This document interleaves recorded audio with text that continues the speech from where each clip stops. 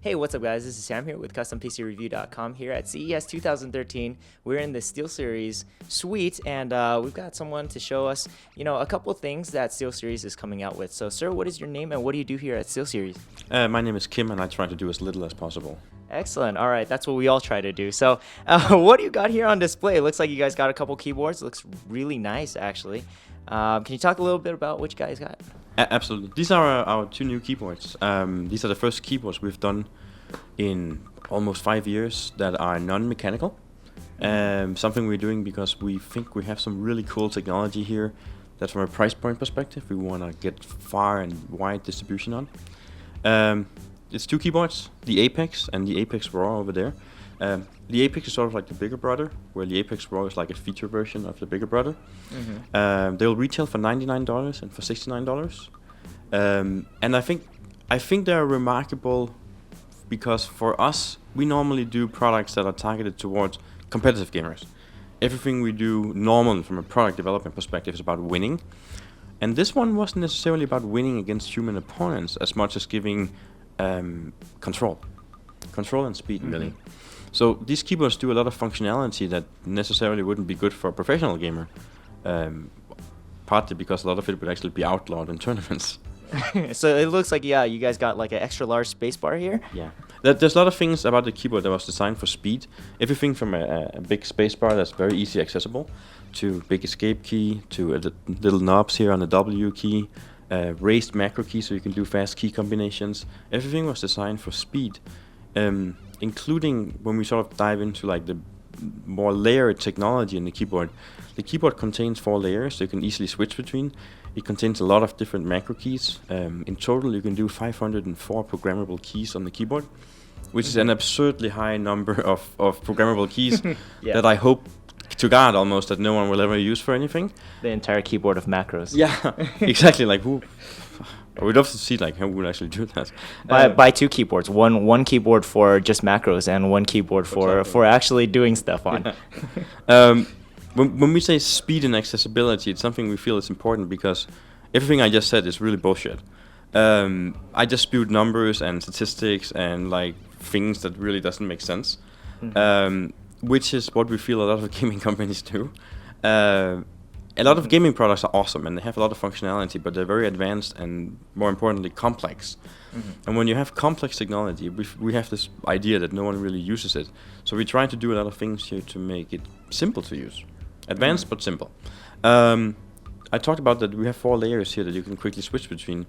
What we have actually done is we have added 16.8 million different colors to the keyboard, which is a ridiculously high number of colors that, again, no one will really ever use. The entire RGB spectrum. Exactly. Okay. Yeah.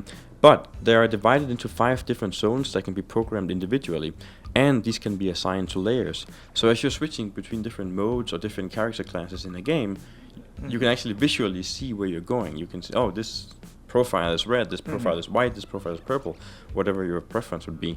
And that's when I think technology is actually being given a purpose.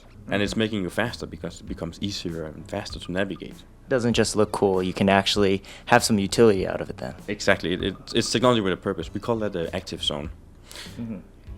A lot of this keyboard can be programmed. And when I say programmed, it's everything from timings and delays.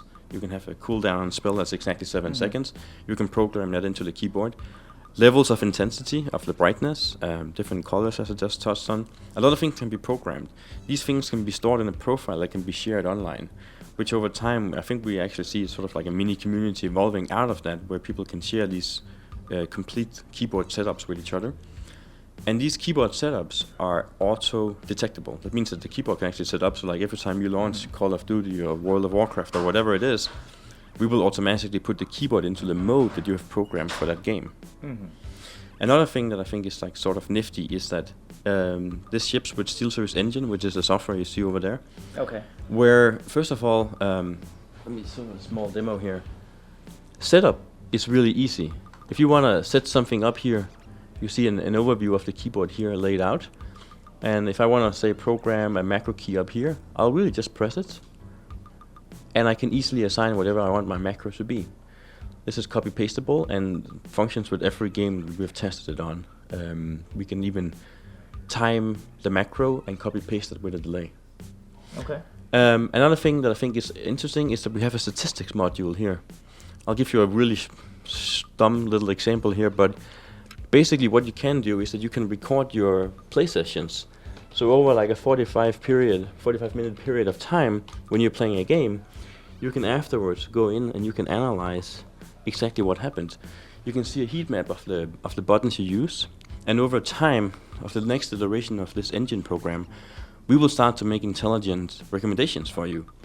Like, perhaps it doesn't make sense to use this key this much, you could probably move that key and go over here where you would have either a smaller travel distance or simply less misfires. Everything we can do to make you a better gamer. Actually improve, And for more speed. Yeah, improve your performance in the game. So those are like sort of like the basics. The two keyboards are very similar. Okay. The Apex will ship with a USB hub and a braided cord. USB 2.0 hub? Yeah. Okay. Any And audio pass-throughs or anything like that? Or is No. it just a basic, just straight up USB hub? Just a Okay. basic USB hub. For height of the keyboard, again, user preference, we chose what I think is a very solid solution. We choose exchangeable rubber feet that will give you a 7 or a 10 degree angle, which is like, every time you have something, say like keyboard feet that can flip out, you also have something that you'll break eventually. Well, or sometimes it just flips in. You know, you didn't flip it out correctly, and then it just flips back in while you're playing halfway. Or you get stuck it in the Gamer bag rage. and yeah, A little rage. happens. It's gone. Yeah. We think this is a solid solution for getting around that.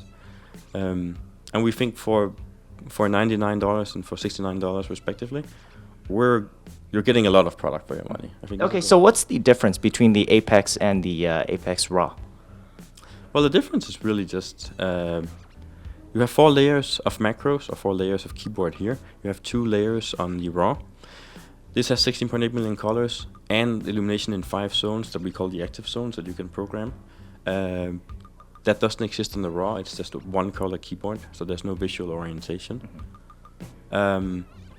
It's a design philosophy that we learned from Sensei and Sensei Raw.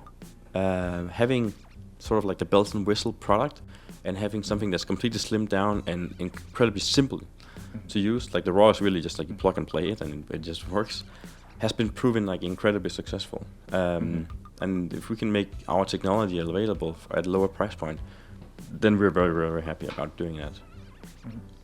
Okay, great. So, is there anything else you'd like to show us, or? I have 2 other products.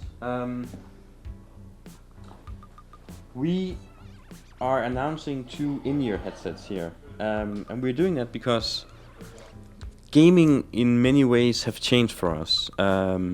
We sponsor a lot of professional gamers who will spend a lot of time at tournaments. Tournaments have become super loud. They're now being played in front of up to 80,000 people at a sort of live audience. It used to be just like 100 nerds like myself in a basement somewhere. Exactly. Yeah. Now they're MLG tournaments that it's crazy. It's crazy. Exactly. At the MLG tournaments, people will be playing with helicopter headsets in a soundproof booth with like 3 different kinds of white noise, and then really shitty earbuds because that's the only thing that really fits under that helicopter headset. That's actually why we set out to create an in-ear product that would be great. If I sort of run through the feature list, it comes with different tips. This is also a safety feature, so if you get stuck somewhere in the pocket, you just do like this, and you won't break your cable. Okay, great. This comes with 2 tips, an 8-pin connector system that we've designed ourselves. 2 tips, one for PC, one for phones and OS X. It's a non-tangle flat cord, and that's awesome, and I really mean non-tangle. If I did what I'm about to do here with my like normal white iPod headset, that would be horrible. I'll never get it untangled again. Yeah, 15 minutes of untangling. This is an tangle-free headset. From a design perspective, we chose something that wasn't designed to be pretty, and I say that jokingly because when we started looking at how to do a great in-ear product, one of the things we realized was that we couldn't find one that we really liked sort of across the company. We could, as individuals, find great in-ear products, but sort of like overall, we couldn't find one that we all liked. One that's universal to everybody's ear. Yes, basically. Exactly. And I think the reason is that in-ear products are designed to be pretty and look really good in a retail box. But if you look at the human ear, there's really like nothing pretty about that. It's all like ugliness and messiness and like Exactly. disgusting, hairy, and like like it's god awful. By designing something different, I think we've created a product that people will actually use and not hate using. See, we started looking at medical devices. Hearing aids is a category of medical device, an electronics device, that you put in your ear and you kind of want to forget that it exists. That's when it's a good hearing aid. When you take it out, that's it. Like, you don't want to be aware of the fact that you actually have something in your ear. And that's why we modeled this after hearing aids. Okay. The way you put them on is you put them over the ear, like this, and then they just fit right into your ear canal. That gives it basically you're using the gravity center here of your ears to hold them. If you can't get them fitted, because we all have different head sizes and different ears, they actually come with small little hangers you can put on them, and then they'll hang for you. Okay, great. From a technology perspective, this is balanced armature. The difference between balanced armature and any other normal driver unit is that the normal driver unit looks like a small little speaker. Mm-hmm. As that is moving and reproducing sound, there's distortion on the edges of this because things are moving, they're vibrating. Mm-hmm.